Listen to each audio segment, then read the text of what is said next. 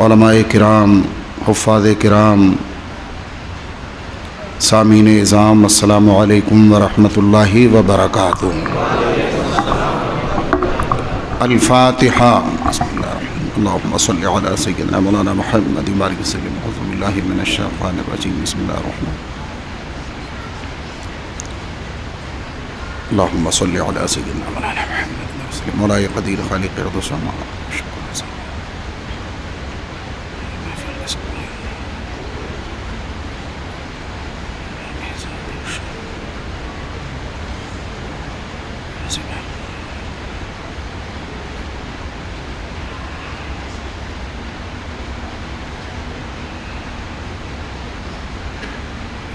بشرح لی صدری ویسر لی امری واحلل عقدۃ۔ لا الہ الا اللہ محمد رسول اللہ صلی اللہ علیہ وسلم۔ الحمد للہ نحمده ونستعینه ونستغفره ونؤمن به ونتوکل علیہ، ونعوذ باللہ من شرور انفسنا ومن سیئات اعمالنا، من يهده الله فلا مضل له ومن يضلله فلا هادي له، ونشهد أن لا إله إلا الله وحده لا شريك له، ونشهد أن سيدنا ونبينا ومولانا محمدا عبده ورسوله، أما بعد فأعوذ بالله من الشيطان الرجيم، بسم الله الرحمن الرحيم،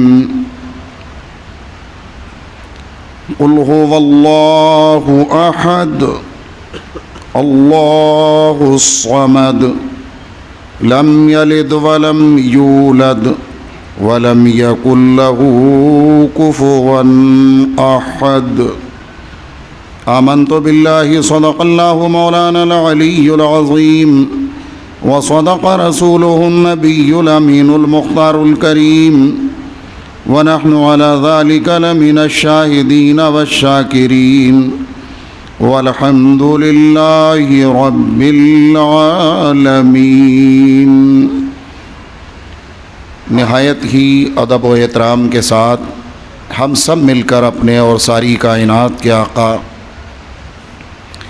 حضور رحمت عالم نور مجسم ارواحنا فداہ جناب محمد الرسول اللہ صلی اللہ تعالی علیہ وسلم کی بارگاہ رحمت میں درود و سلام کی نظریں بلند آواز سے پیش کرنے کی سعادتیں حاصل کریں۔ اللہم صلی وسلم وبارک علی سیدنا مولانا محمد وعلی آل سیدنا مولانا محمد کما تحب و ترضی لہ۔ سب سے پہلے درود شریف کی فضیلت ہی ایک حدیث پاک کی روشنی میں سماعت فرما لیں۔ آقا اور مولا صلی اللہ علیہ وسلم کے فرمان پاک کا مفہوم ہے کہ جس نے میری طرف شوق کی وجہ سے، یعنی مراد یہ ہے کہ محبت میں صبح کے وقت 3 بار مجھ پر درود پڑھا اور شام کو 3 بار درود پڑھا، اللہ رب العزت کے ذمہ کرم پر ہے کہ اللہ پاک اس پڑھنے والے کے اس دن اور اس رات کے گناہوں کو معاف فرما دے۔ آپ سوچئے کہ جب 3 بار کا یہ عالم ہے تو پھر سینکڑوں بار درود کا عالم کیا ہوگا۔ اللہ کا فضل ہے کہ اللہ نے ہمیں اہل سنت و جماعت مسلمانوں میں رکھا ہے، یہ اس کا بڑا احسان ہے، بڑا کرم ہے۔ اس لیے فرائض و واجبات کی پابندی کے ساتھ ہمیں اور آپ کو بھی کثرت سے اپنے آقا علیہ الصلاۃ والسلام پر درود و سلام پڑھتے رہنا چاہیے۔ ایک بار اور سنا دیجئے درود شریف بآواز بلند۔ اللہم صلی وسلم وبارک علی سیدنا مولانا محمد وعلی آلہ واصحابہ وبارک وسلم۔ صلاۃ و سلاما علیک یا رسول اللہ صلی اللہ تعالی علیہ وسلم۔ حضرات محترم، میں تو اسی بات پر اپنے رب جل وعلا کا جتنا شکر ادا کروں کم ہے کہ اللہ نے اپنے ایسے نیک بندوں کے قدموں میں مجھے بیٹھنے کی سعادت عطا فرما دی، ورنہ تو آپ جانتے ہی ہیں کہ چند جملے ابھی حضرت نے فرمائے اور اسی میں اتنا کچھ سنا دیا کہ عمل کرنے کی ہم جیسوں کو توفیق مل جائے تو یہاں بھی بیڑا پار اور وہاں بھی بیڑا پار۔ لیکن یہ ان اچھوں کا ہم جیسوں پر یہ خاص کرم ہوتا ہے کہ یہ لوگ اپنے قدموں میں بٹھا لیتے ہیں، اور میں تو بس یہی سمجھتا ہوں کہ ان مبارک محفلوں میں آنا ہم جیسے گناہ گاروں کی مغفرت کا ذریعہ بن جائے گا، اس کے علاوہ اور کیا ہے۔ ورنہ لائق صد مبارکباد ہیں آپ حضرات جو ان مبارک محافل میں شرکت کی سعادتیں حاصل کرتے ہیں۔ میں تو کہتا ہوں جتنے لوگ آتے ہیں وہ آنا بھی نہ چھوڑیں اور دوسروں کو بھی لانے کی کوشش کریں۔ آپ یقین جانیں کہ اگر دور نہ ہو تو جی یہ چاہتا ہے، بھئی اس وقت تو یہ ہوتا ہے کہ حضرت حکم فرماتے ہیں تو حاضری، ورنہ اگر قریب ہو تو کوشش ہو کہ ہر بدھ کو اس محفل میں شرکت کی سعادت نصیب ہو جائے، اس لیے کہ بھئی سب کو فیض کی ضرورت ہے۔ اور یہ حضور تاج الشریعہ علیہ رحمت و رضوان کے فیوز و برکات کا باڑا حضرت کے ذریعے سے گویا کہ بٹ رہا ہے، آپ سمجھ لیجئے، اس لیے کہ آپ خود بھی آیا کریں اور دوسروں کو بھی لانے کی پوری کوشش کیا کریں۔ اللہ ہم سبوں کو ایسی مبارک محفلوں میں بار بار ہزاروں بار شرکت کی توفیق عطا فرمائے۔ یقیناً جیسا کہ پچھلی بار میری حاضری ہوئی تو جیسا انتظام حضرت کو کرتے ہوئے دیکھا حضور قائد ملت کی آمد کے لیے، ویسا ہی جو خبریں ملیں اور جو کسی طرح سے کچھ دیکھنے کو بھی ملا، اللہ نے آپ کے اخلاص کا نتیجہ کہ اس جلسے کو آپ کے ہمارے وہم و گمان سے بھی زیادہ اللہ نے کامیابی عطا فرمائی۔ تو یہ سب کوششیں اور محنتیں ان حضرات کی ہیں، اللہ پاک ان کی عمروں میں بے پناہ برکتیں عطا فرمائے اور ان کا سایہ ہم غربائے اہل سنت کے سروں پر دراز سے دراز تر فرمائے، آمین یا رب العالمین۔ اللہ رب محمد صلی اللہ علیہ وسلم نحن عباد محمد صلی اللہ علیہ وسلم۔ آج کی مبارک محفل میں مجھے جو موضوع سخن عطا فرمایا گیا ہے وہ ایک یوں سمجھیے کہ درسی گفتگو ہے، اور واقعی ہونا بھی چاہیے۔ یہ ہماری محفلیں اسی لیے تو سجتی ہیں کہ ہم یہاں سے کچھ لے کر کے جائیں، کچھ سیکھ کر کے جائیں۔ تو اسی سلسلے کی یہ کڑی، جیسا کہ آپ نے حضرت علامہ صاحب قبلہ سے سماعت فرمایا کہ آج کی تقریر کا جو موضوع ہوگا، گفتگو کا جو بھی کچھ ہو سکے گی، ان لوگوں کے سامنے کیا تقریر وغیرہ تفریر سمجھ لیجئے، لیکن پھر بھی جو بھی ہوگی وہ یہ کہ اللہ جل وعلا کی ذات و صفات کے بارے میں ہمیں کیا عقیدہ رکھنا چاہیے، یہی حکم ہے، اور انشاءاللہ اسی پر کچھ گفتگو رہے گی۔ اللہ رب العزت جل مجدہ الکریم کی شان تو ایسی بلند و بالا کہ ذات پاک کا ادراک یہ تو بہت بعید چیز ہے، یہ تو بہت بعید چیز ہے۔ بلکہ میں تو ایک جملہ یہ کہوں کہ اللہ پاک کی ذات کے ادراک سے عاجز آ جانا یہی اس کی ذات کا ادراک ہے، بس اتنا سمجھ لو آپ، ورنہ کسی مائی کے لال میں یہ طاقت ہے ہی نہیں کہ وہ ذات خدا بندی کو سمجھ سکے یا ذات خدا بندی کا ادراک کر سکے، بالکل ہو ہی نہیں سکتا۔ ہاں یہ ہے کہ اللہ رب العزت کی صفات پاک میں غور کر کے توحید یہ ہے کہ ہم اپنے رب کی ربوبیت کو پہچاننے کی کوشش کریں، اور اسی کا نام معرفت ہے. اتنا آپ سمجھ لیجئے، بزرگان دین نے جو فرمایا اسی کا نام معرفت ہے. رہی بات یہ کہ بھائی عقیدہ تو اللہ پاک کی ذات پاک کے بارے میں اور صفات مقدسہ کے بارے میں کیا عقیدہ رکھنا ہے، یہی عرض ہوگا. تو سب سے پہلے تو میں یہ کہوں کہ اللہ رب العزت کا ذاتی نام کیا ہے؟ بولو اللہ، بولو اللہ، بولو یار، تو سیدھی بات ہے. اللہ پاک کا ذاتی نام اللہ. ذات کا ادراک کون کرے جبکہ اللہ پاک کے نام پاک اللہ کی شان یہ ہے کہ بہت سارے لوگوں نے صدیوں سے معبودان باطل تراشے، لیکن آپ دیکھتے چلے جائیں کسی نے بھی اپنے معبودان باطل کا نام اللہ رکھا ہی نہیں. اللہ نام ہے، صرف ہمارے رب کا نام اللہ ہے. یہ نام پاک کا عالم ہے، سوال ہی نہیں پیدا ہوتا.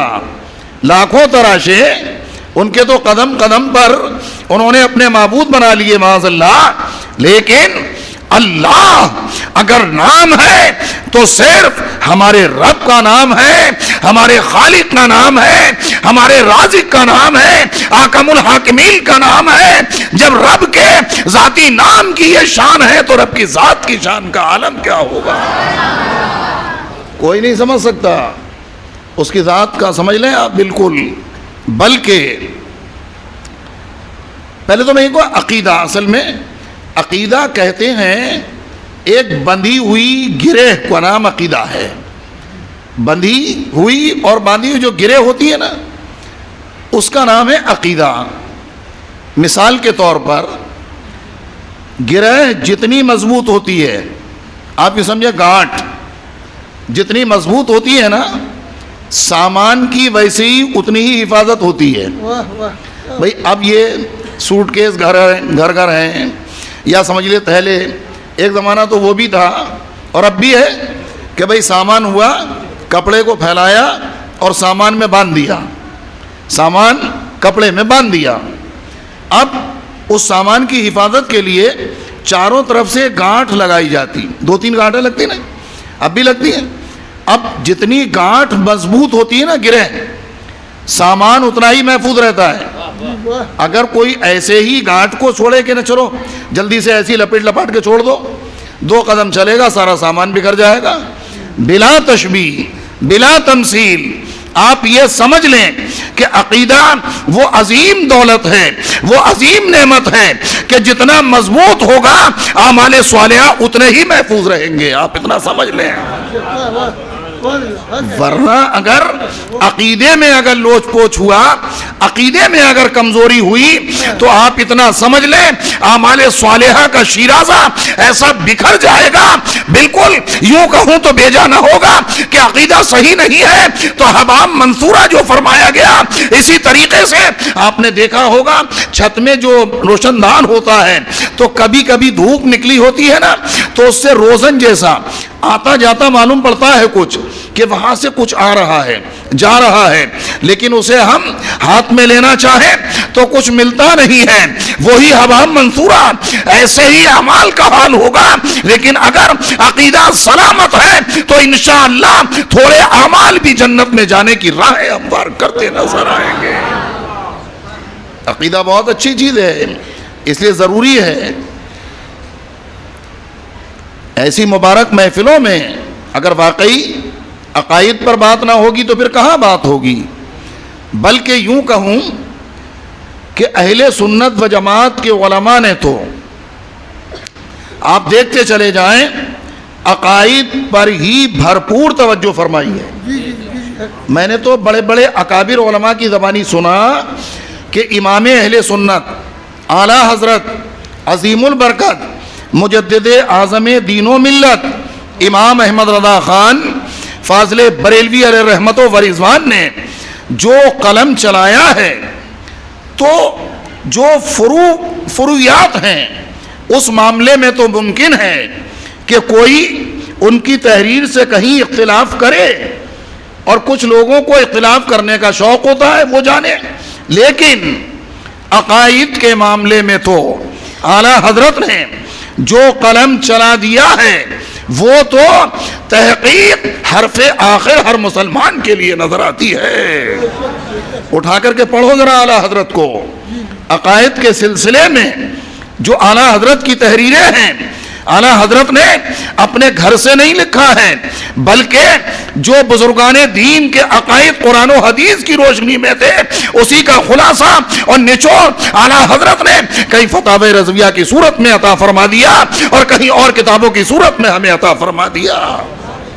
کسی میں طاقت نہیں ہے کہ عقائد کے سلسلے میں جو تحریر کر دیا ہے اس میں اعلیٰ حضرت سے اختلاف کر سکے۔ تو انشاءاللہ الکریم میری کوشش یہ بھی ہوگی کہ آج اعلیٰ حضرت کے قلم سے نکلے ہوئے موتی، اللہ پاک کی ذات اور اس کی صفات کے بارے میں ہمیں کیا عقیدہ رکھنا ہے، منوان کچھ موتی بھی میں آپ کو پیش کرنے کی سعادت حاصل کروں۔ اسی کے ساتھ اللہ رب العزت کی ذات پاک کے بارے میں یہ سوچنا، اللہ پاک کیسا ہے، اللہ پاک کیسا ہوگا، یہ جو ذہن کا فطور ہے اس کو بالکل ہی دور کر دیا جائے۔ میری آپ سے گزارش ہے یہ۔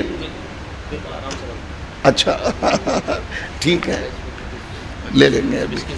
اچھا درود شریف پڑھیے بآواز بلند، اللہم صلی علی سیدنا مولانا محمد مبارک وسلم، صلاۃ و سلام علیک یا رسول اللہ صلی اللہ تعالی علیہ وسلم۔ تو آپ دیکھیں اللہ رب العزت کی ذات پاک کے تعلق سے اگر کوئی سوچنے لگے، بھئی انسان کا ذہن ہے، میں ذہن صاف کرنے کے لیے عرض کر رہا ہوں، کوئی سوچنے لگے بھئی اللہ پاک کیسا ہے، اللہ پاک کیسا لگتا ہے، معاذ اللہ اس کی ذات کے بارے میں سوچنے لگے، تو حضرت شیخ سعدی علیہ رحمت و رضوان نے بڑی اچھی بات فرمائی جس کا مفہوم یہ ہے۔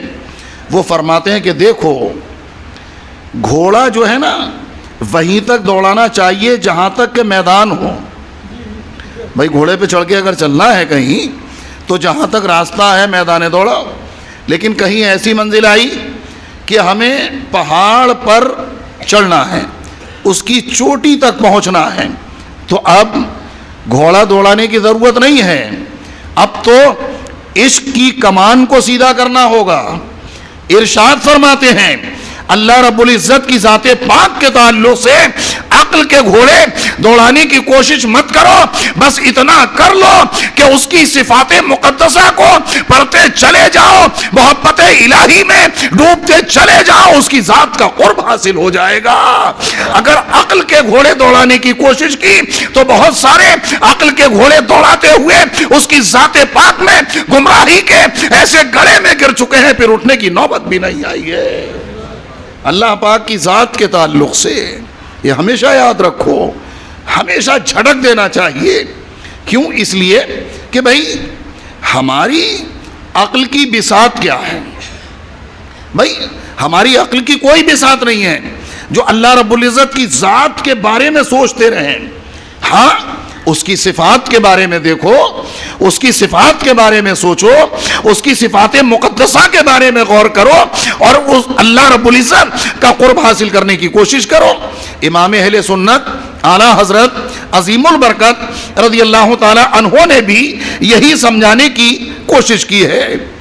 آپ سوچ رہے ہوں گے کہ بھئی اللہ پاک کی ذات و صفات کے ساتھ کیا عقیدہ رکھنا چاہیے اس کے بارے میں، اور یہ بار بار اس معاملے میں بھی اعلیٰ حضرت ہی کا ذکر کیوں ہو رہا ہے؟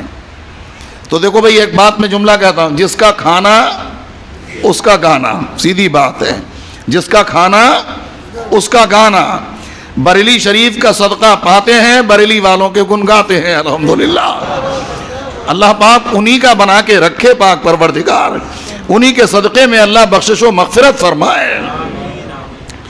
مجھے یاد آیا اس موقع پر ایک واقعہ، جب بریلی شریف کی بات آئی، مفتی شریف الصاحب امجدی علیہ رحمت و رضوان نے ایک جگہ تحریر فرمایا۔ آپ دیکھو کہ بریلی شریف اور وہاں اللہ نے علم کی کیسی بارش فرمائی ہے ہمارے سرکاروں پر۔ وہ فرماتے ہیں کہ میں بریلی شریف میں موجود، کیونکہ سرکار مفتی اعظم ہند علیہ رحمت و رضوان کی ظاہری حیات طیبہ میں آپ کے علم میں ہے کہ کئی سال تک مفتی صاحب نے وہاں فتویٰ نویسی کی، وہاں تشریف فرما رہے، نائب مفتی اعظم کہلائے۔ فرماتے ہیں کہ ایک شخص آیا میرے پاس، بریلی شریف کا رہنے والا، اور آ کر کے مجھ سے سوال کیا اس نے، اور سوال بھی بڑا عجیب تھا۔ سوال یہ کیا کہ دو بھائیوں میں ہو گئی لڑائی، اب دو بھائیوں میں لڑائی ہوئی، اب دونوں نے ایک دوسرے کا سر قلم کر دیا، دونوں بھائیوں نے ایک دوسرے کا سر قلم کر دیا۔ کبھی کبھی علماء کو الجھانے کے لیے بھی بنا کے بھی مسئلے پوچھتے ہیں لوگ، کہا کہ ہاں ایسا ہوتا ہے، بہت سارے لوگ جو بالکل واقعہ بالکل وقوع پذور نہ ہونے والا وہ بھی آ کر کے پوچھتے ہیں بنا کر کے۔ دیکھو میرے بھائی، علماء کو کبھی آزمانے کی کوشش مت کرنا خدا کے واسطے، جب بھی جاؤ تو اس نیت سے کہ ان سے فیض حاصل کرنے کے لیے ہم جا رہے ہیں، جب بھی فیض ملے گا، اور آزمانے کے لیے جہاں پہنچے تو بالکل فیض ملنا جو ہے نا وہ سب ختم ہو جائے گا۔ تو صاحب وہ ایسے ہی پہنچے، کہا کہ دو بھائیوں میں لڑائی ہوئی اور ایک نے دوسرے کو قتل کر دیا۔ کہا کہ پھر کہ اب وہ قتل کر دیا، اب قتل کرنے کے بعد ایک فقیر آ گیا۔ کہا فقیر آیا، اس نے کیا کیا کہ دونوں کے سر اٹھائے، قتل کر کے سر الگ کر دیے تھے، دونوں کے سر اٹھائے اور ایک دوسرے کے دھڑ سے سروں کو جوڑ دیا۔ کہا ٹھیک ہے، پھر کیا ہوا؟ کہا کہ جس دھڑ سے سر جوڑا وہ اصل میں سر بدل گیا۔ اب سمجھ رہے ہیں نا، مطلب دھڑ کسی کا اور سر کسی کا۔ اب ظاہر سی بات ہے جب سر بدل گیا تو اب بھائی بیوی کون سی کس کے رہے گی، کیا ہوگا، کیا حکم ہوگا؟ دیکھیں نا کیسا علماء کو الجھانے والی بات۔ مفتی شریف اللہ صاحب امجدی علیہ رحمت و رضوان فرماتے کہ میں نے بھی برجستہ قلم اٹھایا جواب لکھنے کے لیے، اور فرماتے ہیں کہ میں نے لکھ دیا کہ ایک کام کیا جائے کہ اس فقیر کو ہی دوبارہ پھر بلا لیا جائے، دونوں کے سر پھر سے قلم کر دیے جائیں، اور جس کا دھڑ ہے اس کے سر پر اسی کا سر اسی کے دھڑ پر لگا دیا جائے۔ آپ سمجھ رہے ہیں نا، تھوڑا سا ذہن کو حاضر رکھیں۔ فرمایا کہ بھائی پھر سے دونوں کے سر قلم کر دو اور پھر اسی فقیر کو بلا لو۔ اب جو فقیر دھڑ پر سر لگا سکتا ہے تو دوبارہ وہی لگا دے گا، وہی صحیح ہو جائیں گے جس کا دھڑ اس کا سر۔ اب یہ جواب سنا تو وہ اچھل پڑا، وہ آدمی کہا کہ حضرت جواب لکھا کیا؟ بے پڑھا لکھا آدمی تھا۔ وہ اچھل پڑا اور کہا کہ اچھا ٹھیک ہے دیجیے جواب، لکھوا کر کے لے گیا۔ اب لکھوا کر کے جب لے گیا، لے جانے کے بعد جب پہنچا وہاں اور اسے دکھایا، اب دکھانے کے بعد اس سے کہا اصل میں لکھا کس نے تھا وہ میں بتانا چاہ رہا ہوں۔ جو لوگ یہ کہتے تھے کہ اب اعلیٰ حضرت کے بعد بریلی شریف میں علم نہیں بچا ہے، اب سمجھ رہے ہیں نا، اعلیٰ حضرت کے بعد بریلی شریف میں علم نہیں بچا ہے، حالانکہ سرکار مفتی اعظم کا ظاہری حیات طیبہ فرماتے ہیں کہ کہا کہ اب یہ جواب جب لکھ کے وہاں پہنچے تو اس نے کہا کہ سن، اعلیٰ حضرت کے زمانے میں علم بچا کہ نہیں بچا وہ چھوڑ دے، اعلیٰ حضرت کے بعد کتنا علم بچا۔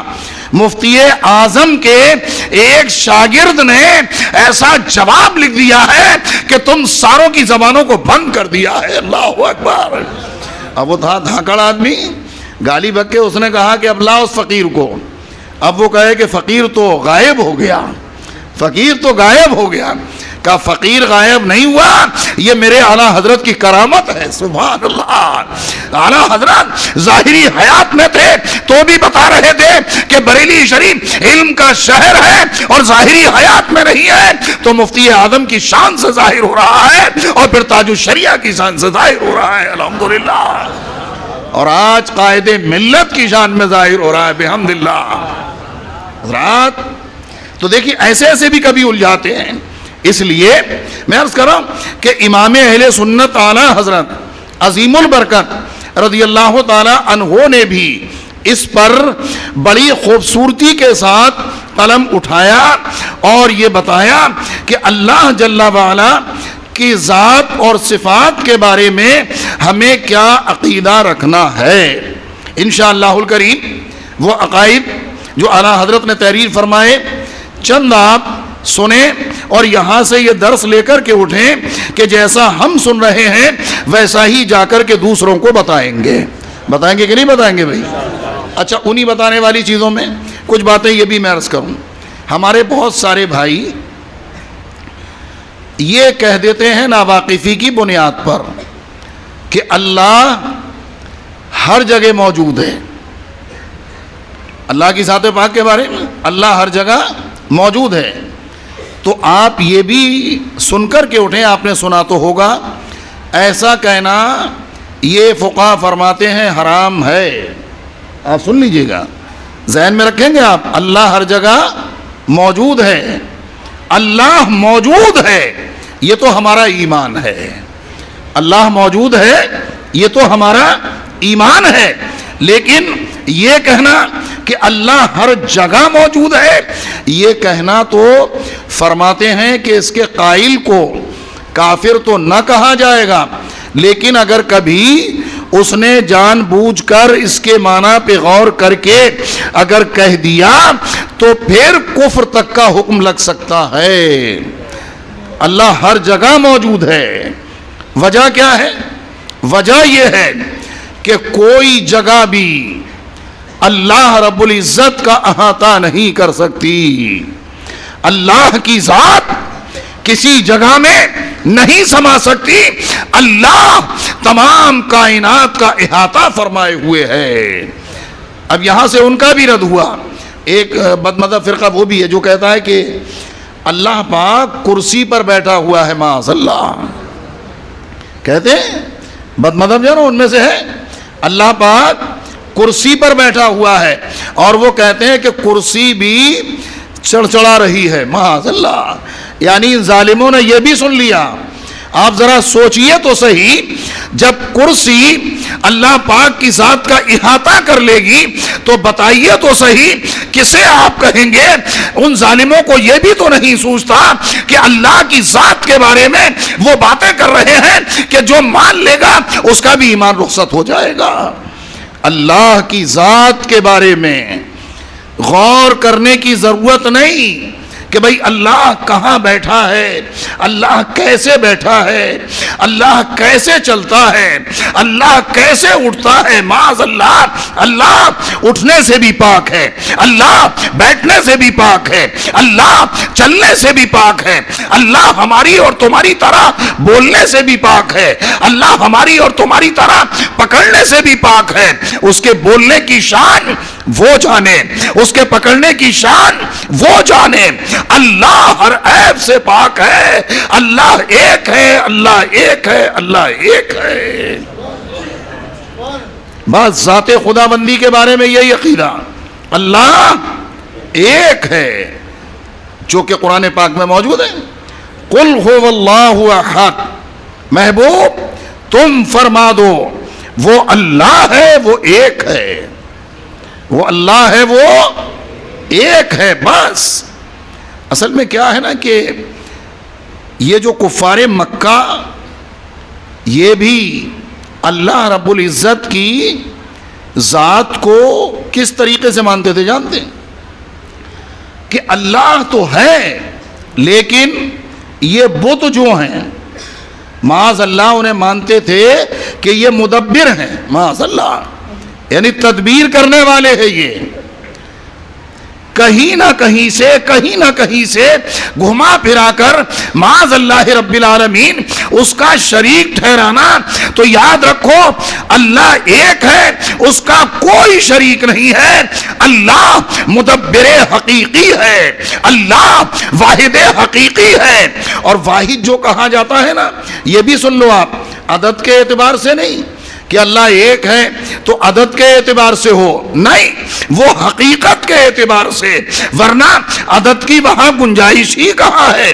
اسی لیے فرمایا گیا کہ ذات الہی میں غور کرنے کے بجائے آدمی صفات الہی میں غور کرے۔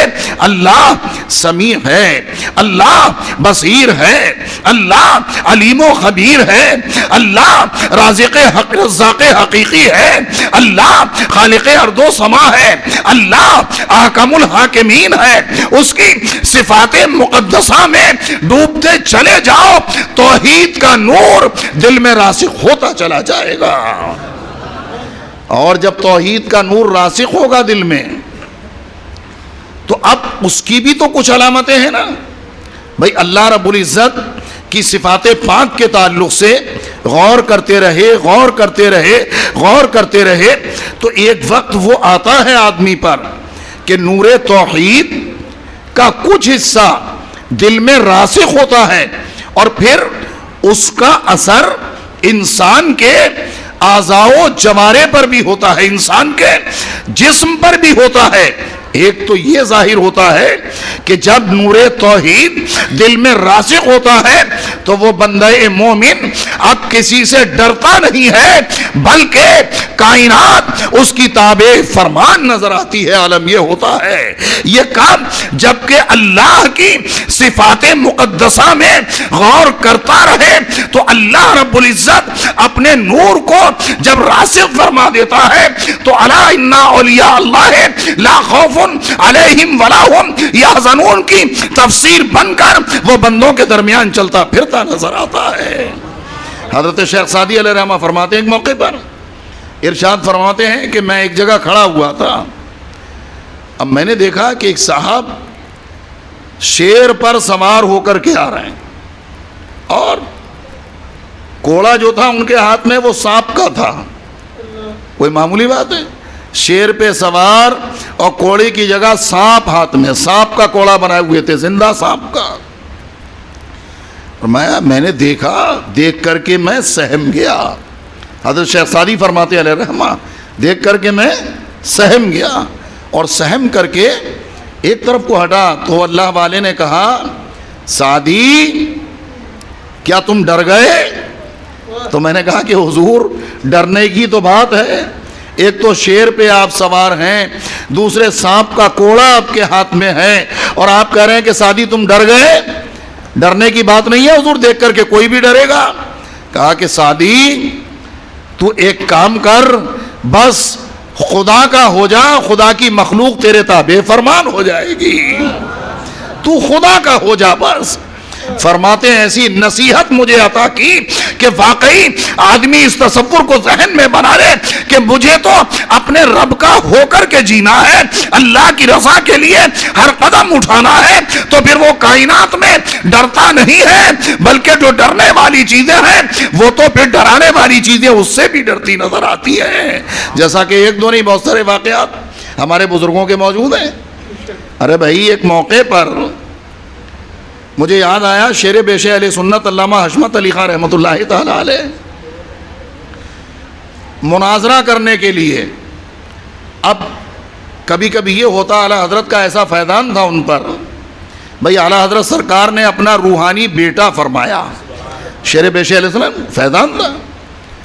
ایک جگہ سے مناظرہ کر کے آئے اور دوسری جگہ جانے کے لیے بستر بھی نہیں کھل پایا، لوگ آ گئے لینے کے لیے، کہا حضرت وہاں چلیے، وہاں بھی اسے مناظرہ کرنا ہے۔ کہا کہ ٹھیک ہے چلو۔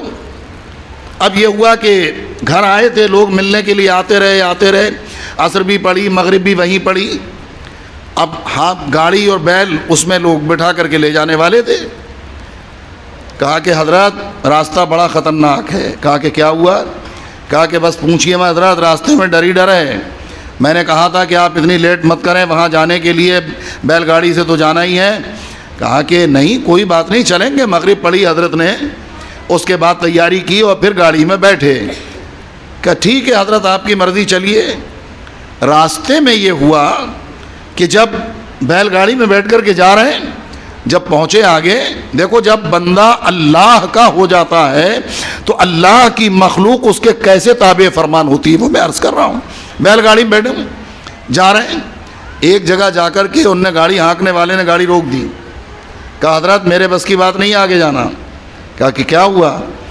کہا کہ حضرت دیکھو آگے وہ راستے میں شیر بیٹھا ہوا ہے.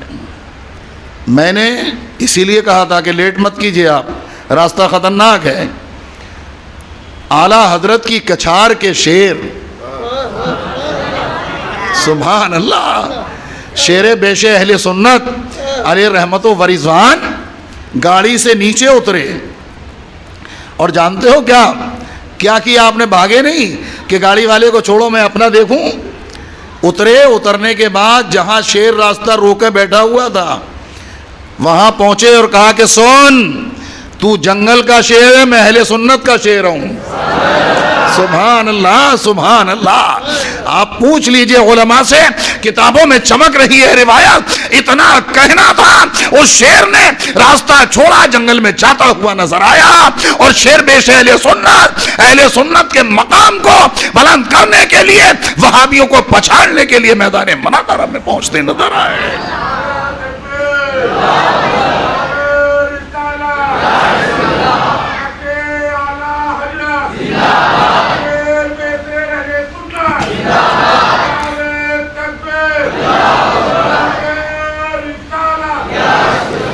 اور وہ شیر بھی تھا شیر ببر.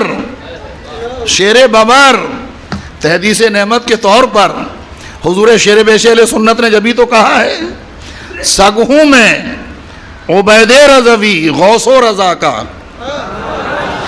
سگہوں میں عبید رضوی غوث و رضا کا، بھاگتے ہیں میرے سامنے سے شیر ببر بھی، بھاگتے ہیں میرے سامنے سے شیر ببر بھی.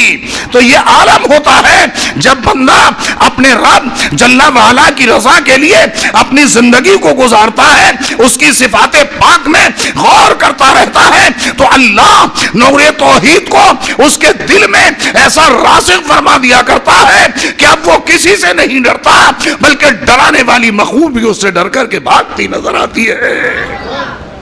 حضرات تقریر تو آگے بڑھتی چلی جائے گی، لیکن میں نے کہا ہے کہ بھئی اعلیٰ حضرت نے جو موتی عطا فرمائے ہیں، کیونکہ موضوع آج کے آپ کی اس محفل کا یہی ہے کہ اللہ کی ذات و صفات کے تعلق سے ہمیں کیا عقیدہ رکھنا چاہیے. اس لیے بھئی کچھ منٹ اس پر بھی گفتگو ہونی چاہیے. درود شریف پڑھیے آپ بآواز بلند.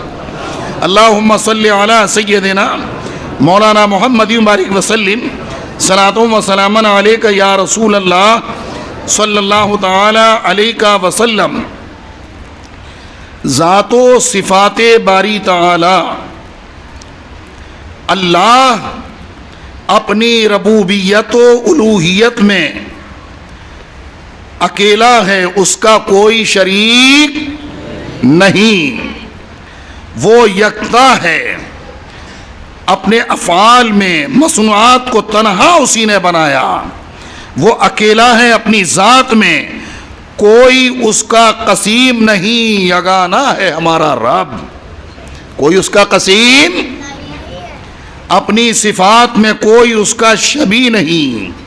ذات و صفات میں یکتا و واحد، مگر نہ عدد سے کہ شمار و گنتی میں آ سکے اور کوئی اس کا ہمسانی و جنس کہلا سکے.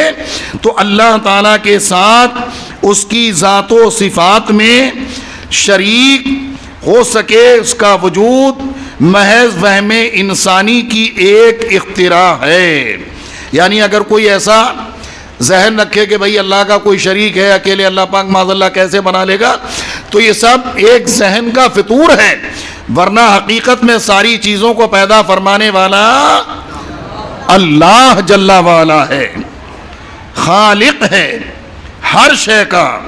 ذوات ہوں خواہ افعال، سب اسی کے پیدا کیے ہوئے ہیں، نہ علت سے اس کے افعال، نہ علت و سبب کے محتاج، نہ اس کے فعل کے لیے کوئی غرض، کہ غرض اس فائدے کو کہتے ہیں جو فاعل کی طرف رجوع کرے، اور نہ اس کے افعال کے لیے غایت، کہ غایت کا حاصل بھی وہی غرض ہے۔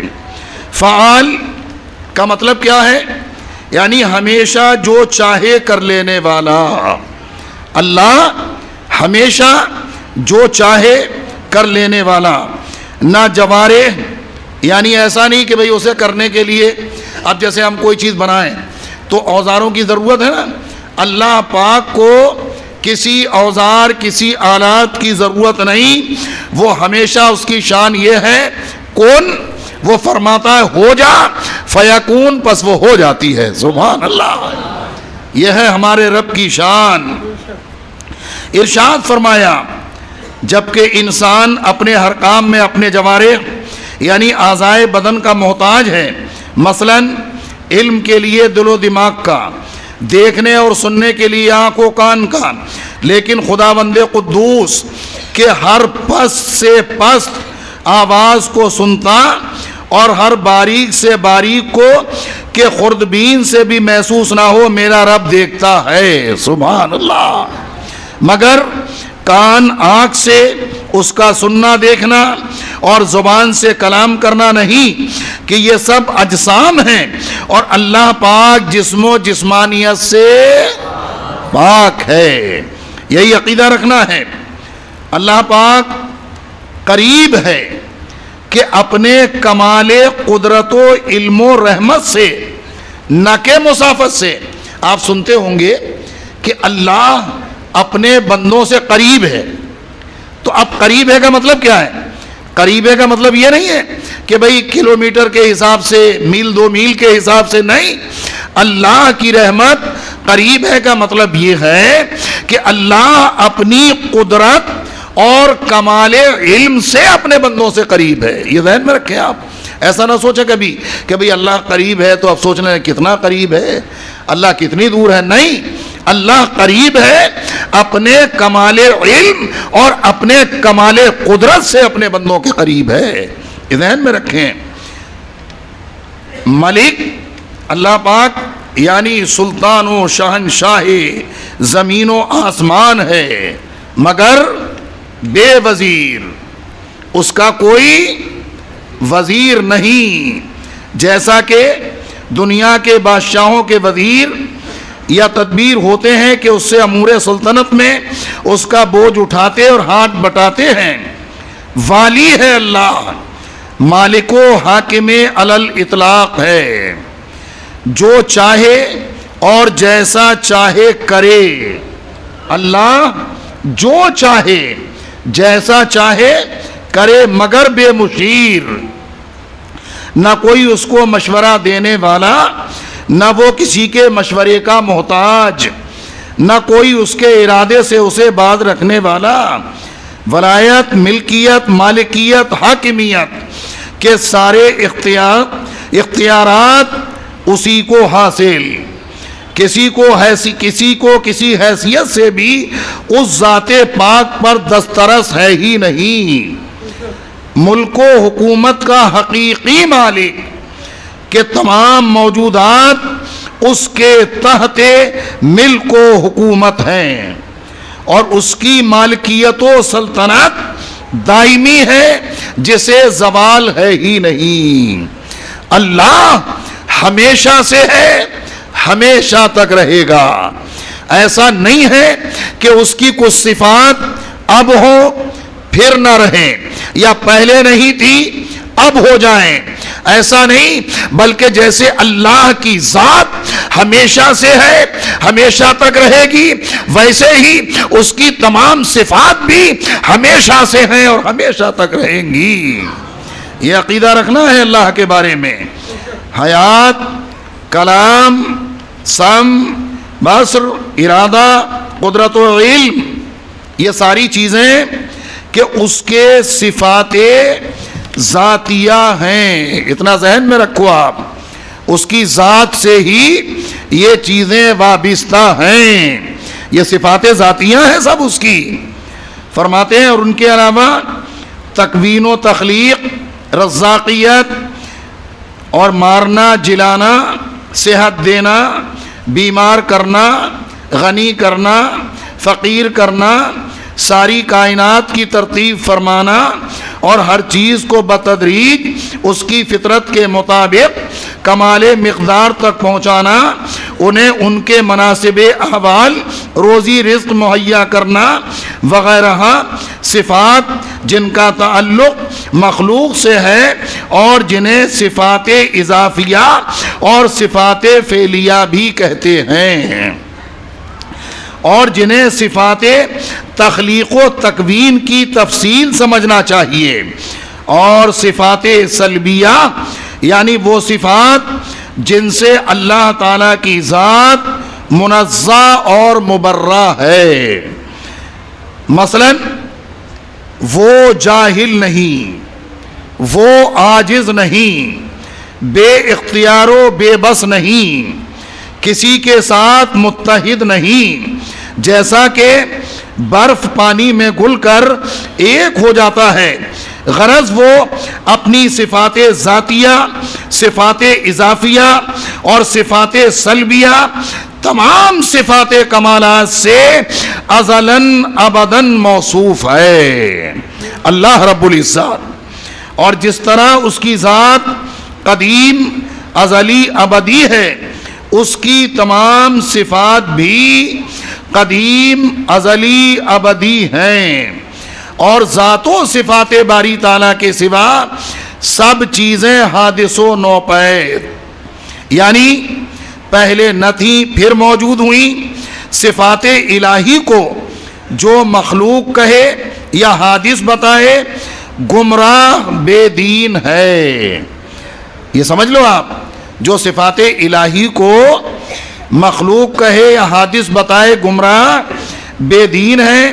اس کی ذات و صفات تمام نقائص، تمام کوتاہیوں سے اور شیون و شین، عیب، ہر قسم کے نقص و نقصان سے اولاً آخراً بری، کہ جب وہ مجتمع ہے تمام صفات کمال کا، جامع ہے ہر کمال و خوبی کا، تو کسی عیب، کسی نقص، کسی کوتاہی کا اس میں ہونا محال ہے. اللہ کی ذات میں ہونا محال ہے، بلکہ جس بات میں نہ کمال ہو نہ نقصان، وہ بھی اس کے لیے محال ہے. آپ سمجھ لیجئے، ذات پاک اللہ کی ند و ضد، نظیر و مقابل، شبیہ و مثل، مشابہ و مماثل، کیف و کم، کیفیت و مقدار، شکل و جسم، جہت و مکان، امد، غایت و انتہا اور زمانوں سے منزہ ہے.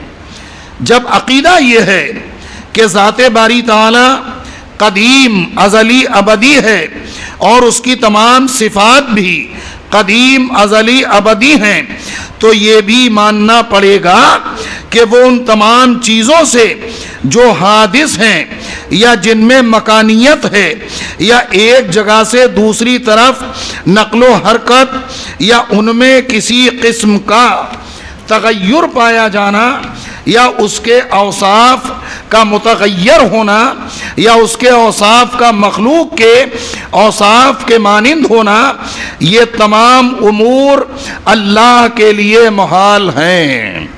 یا اس لیے یوں کہیے کہ ذات باری تعالی ان تمام حوائد و حوائز سے پاک ہے جو خاصہ بشریت ہیں، نہ والد ہے نہ مولود. اللہ پاک نہ کسی کا باپ ہے اور نہ اس کی کوئی اولاد ہے، نہ وہ کسی کی اولاد ہے، کوئی اس کا مجانس و ہم جنس نہیں. اور چونکہ وہ قدیم ہے اور پیدا ہونا حادث و مخلوق کی شان، نہ کوئی شے اس کے جوڑ کی، یعنی کوئی اس کا ہمتا، کوئی اس کا عدیل نہیں. مثل و نظیر و شبیہ سے اللہ پاک ہے اور اپنی ربوبیت و الوہیت میں صفات عظمت و کمال کے ساتھ موصوف ہے۔ درود شریف پڑھیے بآواز بلند۔ اللہ رب محمد صلی اللہ علیہ وسلم نحن عباد محمد صلی اللہ علیہ وسلم۔ حضرات گرامی وقار، اب دیکھیے اعلیٰ حضرت سے بات شروع کی تھی، پھر ذرا میں آپ کو بریلی شریف لے چلوں۔ درود شریف سنا دیجئے بآواز بلند۔ اللہ رب محمد صلی اللہ علیہ وسلم نحن عباد محمد صلی اللہ علیہ وسلم۔ اللہ پاک کو ماننے کی شان امام اہل سنت اعلیٰ حضرت عظیم البرکت رضی اللہ تبارک و تعالی عنہ کی آپ نے سنی تو ہے، لیکن اس موقع پر بھی آپ ملاحظہ فرمائیں۔ ایک موقع پر اعلیٰ حضرت عظیم البرکت رضی اللہ تعالیٰ عنہ تشریف فرما ہیں۔ مولانا غلام یاسین صاحب اعلیٰ حضرت کی بارگاہ میں حاضر ہوئے، اور حاضر ہونے کے بعد بات چیت چلنے لگی کہ بھائی بارش کب ہوگی، بات چیت چلنے لگی بارش کب ہوگی۔ انہوں نے ستاروں کی وضع دیکھ کر ایک ذائچہ بنایا، یعنی حساب و کتاب لگا کر بتایا کہ اس مہینے میں بارش نہیں ہوگی، آئندہ ماہ میں ہوگی۔ یہ کہہ کر وہ حساب کتاب کا ذائچہ اعلیٰ حضرت کے سامنے انہوں نے پیش کر دیا۔ امام احمد رضا دیکھ کر کے فرماتے ہیں اللہ کو سب قدرت ہے، چاہے تو آج بارش ہو۔ دیکھیے اللہ کی قدرت۔ انہوں نے کہا یہ کیسے ہو سکتا ہے کہ آپ ستاروں کی وضع نہیں دیکھتے؟ اعلیٰ حضرت نے فرمایا میں سب دیکھ رہا ہوں، اور اس کے ساتھ ساتھ اس کو بھی دیکھ رہا ہوں جو ستاروں کا بھی پیدا فرمانے والا ہے۔ بھئی ستاروں کی وضع تو بتا رہی ہے، لیکن میں اسے بھی دیکھ رہا ہوں، یعنی اس کی قدرت کو دیکھ رہا ہوں جو ستاروں کا پیدا فرمانے والا ہے۔ پھر اعلیٰ حضرت نے انہیں یہ مسئلہ سمجھانے اور قدرت خدا بندی کے جلوے دکھانے کے لیے سامنے گھڑی لگی تھی، اس کے متعلق پوچھا کہ اس میں کتنے بجے ہیں؟ 11:15 بجے تھے اصل میں اس وقت، تو انہوں نے کہا کہ بھئی 11:15 بجے ہیں۔ اعلیٰ حضرت نے فرمایا 12 بجنے میں کتنی دیر ہے؟ انہوں نے کہا کہ پون گھنٹہ۔ حضرت نے فرمایا کیا اس سے پہلے بھی 12 بج سکتے ہیں؟ اعلیٰ حضرت فرماتے ہیں کیا اس سے پہلے بھی 12 بج سکتے ہیں؟ وہ بولے نہیں، پورے پون گھنٹے کے بعد۔ اعلیٰ حضرت اٹھے اور سوئی کو گھما دیا، فوراً گھنٹہ بجنے لگا۔ بھئی 12 پہ سوئی پہنچے گی، اور گھنٹے کے وہ بولے یہ تو آپ نے سوئی کھسکا کر بجا دیے، ورنہ 12 تو پون گھنٹے کے بعد ہی بجیں گے۔ اعلیٰ حضرت نے فرمایا اللہ رب العزت قادر مطلق ہے، جس ستارے کو جس وقت جہاں چاہے پہنچا دے۔ اللہ پاک قادر مطلق ہے، جس ستارے کو جس وقت چاہے جہاں چاہے پہنچا دے۔ وہ چاہے تو 1 مہینے کے بعد، وہ چاہے تو 1 ہفتے کے بعد، وہ چاہے 1 دن تو کیا ابھی بارش ہونے لگے، وہ چاہے تو ابھی بارش ہونے لگے۔